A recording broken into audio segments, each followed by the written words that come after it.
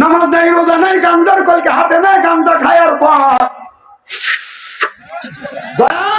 লক্ষ্য নাই, আমি অজ্ঞান হবো। এইরকম ব্যাপার আছে না নাই? নামাজ নাই, রোজা নাই, হজ নাই, জাকাত নাই, খালি কয় ওই খাঁচার ভিতর অসেন পাখি ঢুকলো কিভাবে, ওই যে খাঁচার ভিতর অসেন পাখি ঢুকলো কিভাবে, মসজিদকে খাওয়াইলে সানা পাখি কি খাবে, হায় হায় মসজিদ খাইলে না কমসা নাই, পাখি তো খাওয়া হইল না, মসজিদকে খাওয়াইলে সানা পাখি কি খাবে, পাখি গু খাবে, তা তোর কি? তুই নামাজ পড়। এই পাখির খাদ্য হলো কোরআন তিলাওয়াত, সুবহানাল্লাহ। পাখির খাদ্য হলো নামাজ, পাখির খাদ্য হলো জিকির, পাখির খাদ্য হলো রোজা, সুবহানাল্লাহ বললেন না? তোর পাখি কি খাবে ওই চিন্তা করিস না। পাখি নামাজ খায়, পাখি রোজা খায়, পাখি কোরআন